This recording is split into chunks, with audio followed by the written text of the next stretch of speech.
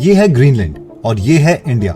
अब आप मुझे ये बताइए कि इन दोनों में से साइज में बड़ा कौन है? आप कहोगे ऑब्वियसली ग्रीनलैंड, लेकिन जब हमने इसे thetruesize.com वेबसाइट पर चेक किया, जहां पर कंट्रीज का असली साइज पता चलता है, तब ग्रीनलैंड इंडिया से छोटा निकला। अगर हम एक्चुअल साइज की बात करें तो ग्रीनलैंड का एरिया 21,66,000 स्क्वायर किलोमीटर के आसपास है और इंडिया का साइज 32,87,000 स्क्वायर किलोमीटर के आसपास, यानी ग्रीनलैंड के एरिया से 1.5 गुना ज्यादा। तो इसका क्या मतलब है कि जो भी हम स्कूल में पढ़ाया गया है, क्या वो गलत है और हमें मिसलीड किया गया है? देखिए, कई लोगों का यह भी कहना है कि जो यूरोपियन है, उन्होंने जानबूझकर ऐसा मैप बनाया है ताकि साइकोलॉजिकली हमारे पर असर हो। लेकिन रियलिटी क्या है, जानते हैं इस वीडियो में। इस मैप को मर्केटर प्रोजेक्शन कहा जाता है और इसे देखने पर हमें पता चलता है कि अफ्रीका और ग्रीनलैंड ऑलमोस्ट सेम साइज के हैं। लेकिन वहीं अगर हम इसे ग्लोब की इमेज के साथ कंपेयर करें तो हमें पता चलता है कि रियलिटी में तो अफ्रीका का साइज 3,03,70,000 स्क्वायर किलोमीटर के आसपास है, जो कि ग्रीनलैंड के साइज से 14 गुना बड़ा है। ऐसे ही अगर हम रशिया को देखें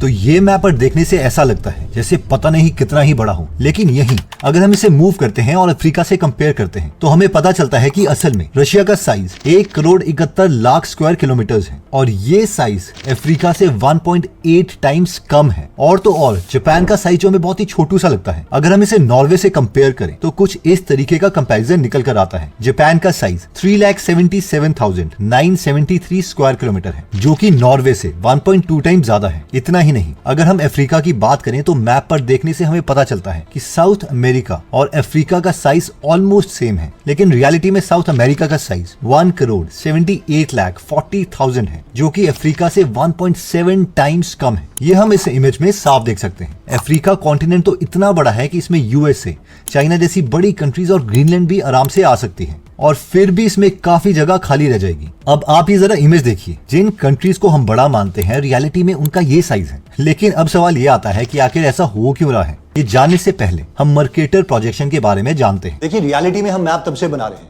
जब से हम ये मानते हैं कि अर्थ फ्लैट है। देखिए, पहले जमाने में क्या होता था कि सारे के सारे ट्रेड्स ओशियन के जरिए किए जाते थे। तो मेन प्रॉब्लम उस टाइम के मैप से जो हमें सॉल्व करनी थी वो ये थी कि किसी भी तरीके से हम एक जगह से दूसरी जगह तक पहुंच जाए। और इस प्रॉब्लम को 1569 में सॉल्व किया जेरेडस मर्केटर नाम के इंसान ने, और उन्होंने एक मैप बनाया जिसे कहा जाता है मर्केटर प्रोजेक्शन। उन्होंने एक ग्लोब को 2D में प्रोजेक्ट करने की कोशिश करी।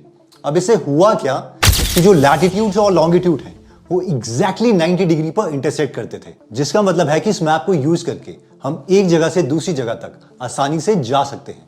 और ये सेलर्स के लिए तो बहुत हेल्पफुल रहा, क्योंकि वो एक जगह से दूसरी जगह जाने के लिए दोनों जगह के बीच में एक लाइन ड्रॉ कर सकते थे और फिर कंपास की मदद से आसानी से अपने डेस्टिनेशन पर पहुंच सकते थे। लेकिन अब क्योंकि यहाँ पर जो ग्लोब है उसे फ्लैट सरफेस पे रिप्रेजेंट किया जा रहा है, इसलिए वर्ल्ड मैप परफेक्टली यहाँ पर रिप्रेजेंट नहीं हो सकता। अब क्योंकि ग्लोब फुटबॉल जैसा दिखता है तो हम फुटबॉल पर एक एक्सपेरिमेंट करके समझ सकते हैं। अगर हम इस फुटबॉल को काट कर फ्लैट कर दें तो ये हमें कुछ इस तरीके से दिखाई देगा। अब मैप बनाने के लिए हमें इसे रेक्टेंगल पेज पर प्रोजेक्ट करना है और फिर हमें मैप ऐसा दिखेगा। अब आप इसे ध्यान से देखिए, फुटबॉल काटने पर हमें ब्लैक पेंटागन्स और व्हाइट हेक्सागन्स की शेप और साइज सेम देखने को मिलता है। अब वहीं पर जब हमने इसे रेक्टेंगल मैप पर प्रोजेक्ट किया तो इन दोनों का साइज, पेंटागन और हेक्सागन का, वो दोनों का दोनों चेंज हो गया। यहाँ पर हम साफ देख सकते हैं कि कैसे ऊपर और नीचे ब्लैक हेक्सागन का साइज एकदम फैल चुका है और वहीं पर मिडिल में इन्हीं का साइज थोड़ा छोटा दिख रहा है। एग्जैक्टली ऐसा ही हुआ था जब मर्केटर मैप को एक फ्लैट पेपर के ऊपर प्रोजेक्ट किया गया था। अगर हम एक ग्लोब पर इक्वल साइज के डॉट्स बना दें और फिर उसे मर्केटर मैप पर प्रोजेक्ट करें तो हमें यहाँ डॉट्स का अनइक्वल डिस्ट्रीब्यूशन देखने को मिलेगा। हम देख सकते हैं कि कैसे मिडिल डॉट्स का साइज छोटा हो गया और ऊपर और नीचे के डॉट्स का साइज बड़ा हो गया।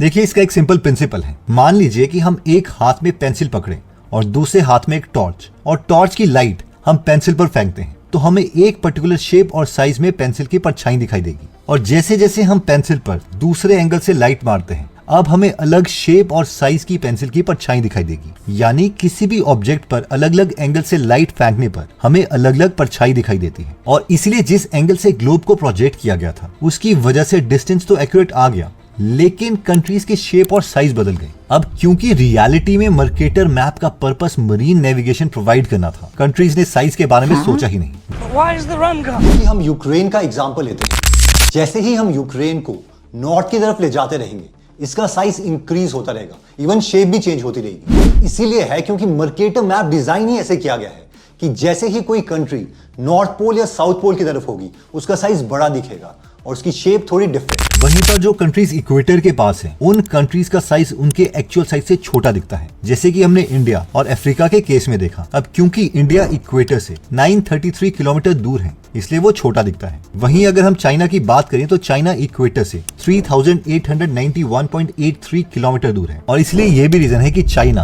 अपने एक्चुअल साइज से बड़ा दिखाई देता है। अब हम में से कई लोग सोच रहे होंगे कि फिर गूगल मैप्स का क्या? रियलिटी ये है कि गूगल मैप्स भी मर्केटर मैप्स ही यूज करता है। ऐसा इसलिए है क्योंकि मर्केटर मैप सिटीज के शेप और एंगल्स के जूम इन वर्जन को एक्यूरेट दिखाते हैं। अगर गूगल मैप्स ने हमें 90 डिग्री पर एक लेफ्ट टर्न रेकमेंड किया है, तो रियलिटी में भी वहां पर 90 डिग्री पर रोड एग्जिस्ट करता होगा, जिस पर हम टर्न लेके अपने डेस्टिनेशन तक पहुंच सकते हैं। अब पूरी दुनिया में कितने टोटल टाइप के मैप एग्जिस्ट करते हैं ये बताना मुश्किल है, क्योंकि पुराने मैप्स अपडेट होते रहते हैं और नए मैप्स बनते रहते हैं, और इसलिए लोग पर्टिकुलर पर्पस के लिए अलग अलग मैप्स यूज करते हैं। जैसे कि अगर हमें वर्ल्ड मैप पर सिर्फ कंट्रीज के साइज पर फोकस करना है, तो हम गॉल पीटर्स प्रोजेक्शन यूज कर सकते हैं। अब अगर हम इस मैप को ध्यान से देखते हैं तो ये यूएस, ब्रिटेन, यूरोप, ग्रीनलैंड का साइज कट कर देता है। लेकिन अगर हम अफ्रीका, साउथ अमेरिका और इंग्लैंड को देखें तो इनका साइज नैरो हो चुका है, पर फिर भी हमें इनका साइज बड़ा दिख रहा है। Gall Peters projection British school में यूज किया जाता है और यूनेस्को भी इसे प्रमोट करता है। लेकिन भले ही अगर इनकी प्रोजेक्शन ठीक भी हो, पर ये भी परफेक्ट नहीं है। फुली एक्यूरेट मैप जैसी चीज एग्जिस्ट कर ही नहीं सकती, क्योंकि जब भी हम एक कर्व्ड सरफेस को प्लेन सरफेस पर प्रोजेक्ट करेंगे तो उसमें कोई ना कोई डिस्टॉर्शन तो आएगी ही, और इसीलिए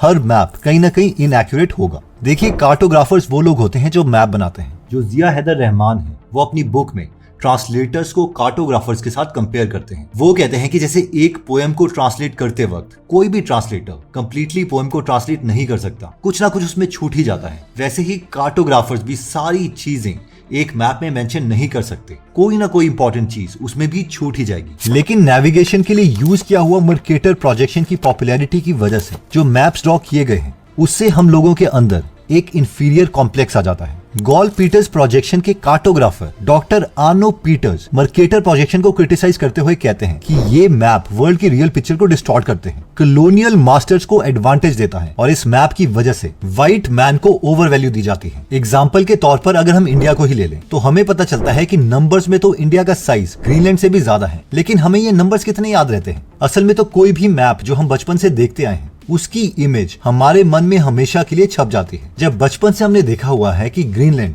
यूएसए, कनाडा, रशिया ये सब साइज में बड़े हैं, तो हमें तो उस टाइम ये लगा था कि ये इंडिया से बहुत पावरफुल होंगे। इस साइकोलॉजिकल परसेप्शन की वजह से इंडिया और अफ्रीका स्मॉल और अनइम्पोर्टेंट फील करते हैं। अगर आप कुछ ऐसा बनाते हैं जो कि साइज में छोटा लगे, तो वो पूरी दुनिया को वर्थलेस दिखता है। रशिया यूक्रेन की वॉर शुरू होने से पहले ही हम सब जान चुके थे कि रशिया तो आराम से यूक्रेन को हरा देगा, लेकिन रियलिटी में ऐसा हुआ नहीं। यूक्रेन आज तक रशिया का डटकर सामना कर रहा है। लेकिन ये वॉर शुरू होने से पहले जस्ट इमेजिन कीजिए कि हमने ये सोचा क्यों? ये हमने इसलिए सोचा क्योंकि रशिया हमें मैप में बहुत बड़ा दिखता है। हमें लगता है कि वो जिसको चाहे हरा सकता है, क्योंकि हमारे दिमाग में बड़ी कंट्री का मतलब है ज्यादा पावर। इतना ही नहीं, अब क्योंकि इंडिया मर्केटर मैप पर छोटा दिखता है, इसलिए बाहर की कंट्रीज के लोग भी इसे अनइम्पोर्टेंट समझ सकते हैं। I don't remember the India trip.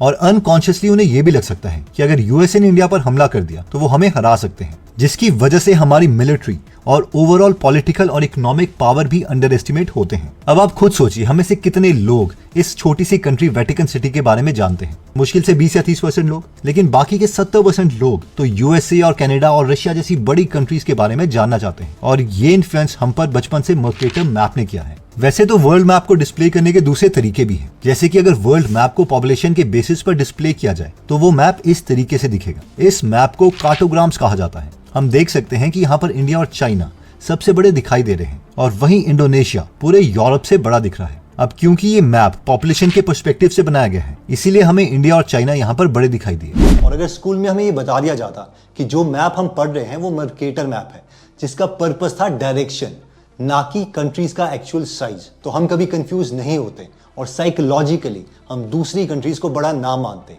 Actual data पाने की कोशिश करते। क्योंकि कहीं ना कहीं जब भी हम कंट्री का साइज देखते हैं तो वो हमें साइकोलॉजिकली इंपैक्ट करता ही है। इसलिए जब भी हम किसी कंट्री को बड़ा या छोटा माने, पहले हम thetruesize.com वेबसाइट पर जा सकते हैं और वहां पे देख सकते हैं कि एग्जैक्टली कंट्रीज का जो एरिया है वो कितना है और वो विजुअली कैसे दिख रही है। ऐसे ही मर्केटर मैप को सिर्फ नेविगेशन के लिए बनाया गया था, ना कि कंट्रीज के एक्चुअल साइज को बताने के लिए।